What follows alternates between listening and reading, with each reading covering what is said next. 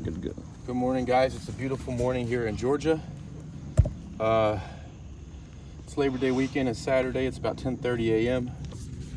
We're going to be doing a repair attempt here for Miss Celeste King. And this is for Allstate and the adjuster watching.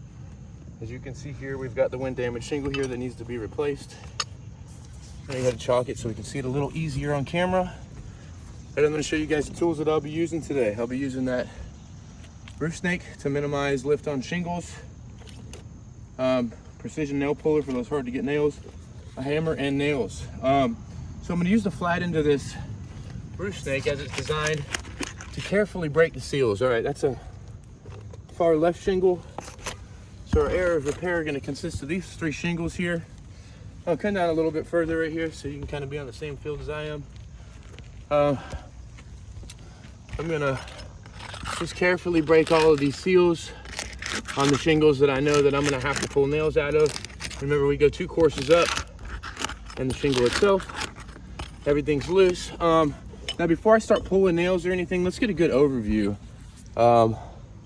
Starting here from shingles above all the way over. You guys see what we're working with beforehand, right? All right, yeah. Now, what we're gonna do is pull the first nail out. We're gonna go underneath this shingle right here and just carefully lift. We got a nail right here. We're just gonna lift it just enough. Now notice I'm not even past that 30-degree mark. It's about 25 degrees. Just enough to be able to pull the nail out. And just like in a brittle test, I'm gonna give it a couple good taps. Now, if you can come a little closer and give me a zoom in for an after on this, you can see on this shingle where that fiberglass matting is actually broken now. And giving it a couple taps, it's losing granules pretty heavily right there. Let's go on to the next one. Hopefully the next one does a little better. Let's get a good before. Right here. Yep, that one right there. All right, so you guys got the before. Here's the during. Lifting it just slightly, not cranking back. Most repair guys aren't this careful, and you can see that happening in live time at the top of this shingle here. Hammer up. I just want to be able to slowly, carefully get that nail out. Most repair guys aren't this careful. Just like in the last one, just like in a brittle test, we're going to give it a couple good taps and follow my finger up here at the top. If you can see where that fiberglass matting is actually broken on this shingle now. All right, now we go on to the next one. All right, got a good before. All right, lifting it just slightly, just to be able to get that nail out. You guys got the before, here's the during. You guys can see this happening in live time. It's the stressor from the lifting of the shingle and pulling the nail.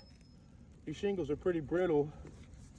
Kind of a common theme here from what I'm seeing during the repair. And just like in a brittle test, I'm gonna give it a couple of good taps.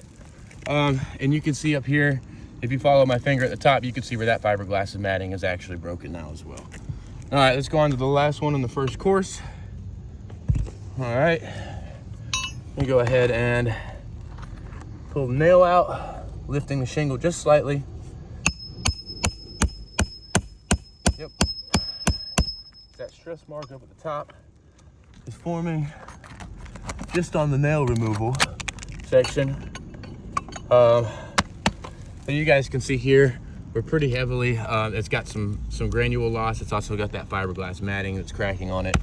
Now let's go ahead up to the second course.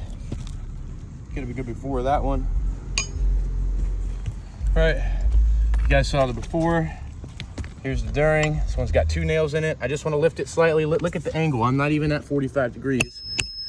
Most repair guys aren't this careful. And then you guys can see that happening in live time up at the top. So I got 1 nail popped out. I'm going to get the second one. Just want to be as careful as I can.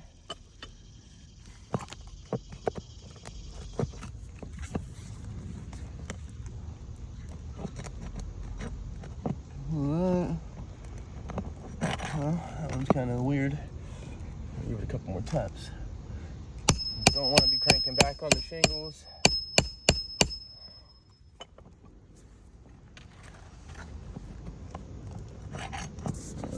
gonna have to kind of work this one out. There it goes. We got one nail out, 2 nails out. Now once again, let's give it a couple taps to see what that did. And you can see here where this fiberglass matting, the shingle is actually broken now. And it's losing granules pretty heavily. All right, let's go on to the next one. Let's get a good before. All right. Now once again, I'm just gonna lift the shingle just slightly, just enough to get my tool in there.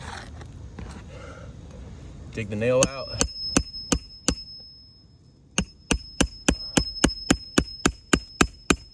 one has 2, I pop 1. There's the second one.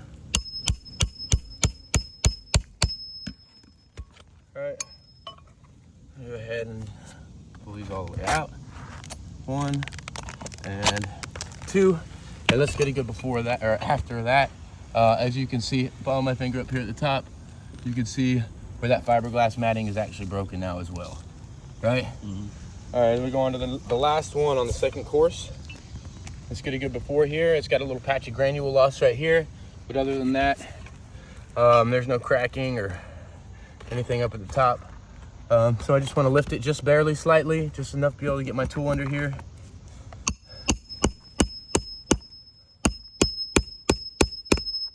Dig that nail out like so, and go ahead and pull it. And you guys can see that happen in live time. It's now not only over here do we have that granule loss, but we're starting to have that crack all the way across. So now we're out with the old. There we go. And before we're in with the new, I'm gonna go ahead and do a visual underlayment inspection, as there was wind damage here. Wind-driven rain is a thing. And I just wanna look underneath. And it does look like in a couple of these spots, if you can kind of look up underneath here, you can see where that's holding water. That underlayment's actually damaged. The underlayment needs to be replaced as well. But since it's in the scope to only spot repair some shingles, we're gonna go ahead and go in with the new. As this is an attempt to perform what's on the scope. I'm gonna slide this up into place. All right,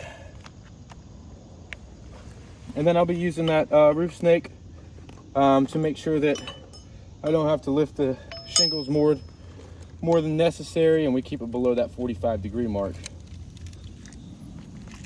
All right, let me get my nails. All right, now everywhere I pull the nail out, I'm gonna be putting the nail back in. All right,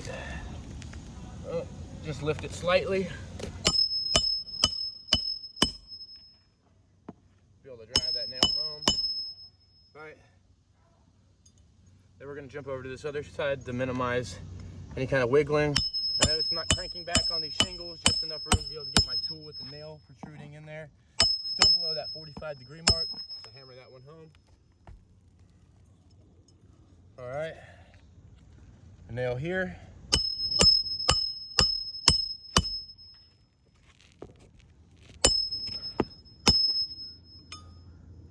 And we're gonna nail all the way up to the second course.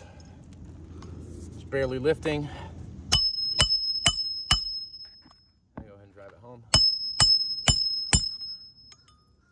All right, all nail. Now we're on to the second course. This one had 2 nails in it, remember? And you can see these shingles are kind of just falling apart all around it as well. Granules are raining off, so becoming more and more cracked. All right, 1 nail there. Here's the second nail.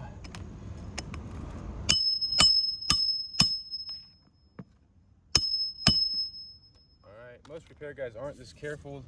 Most handyman repair guys that do spot repairs don't even own a roof snake tool, so they would be cranking back. But as you guys can see, as I'm finishing up this repair, and I'm driving these last couple nails home, as this is the last one on the second course, I kind of take an overview look at how the spot looked prior as to how it looked now.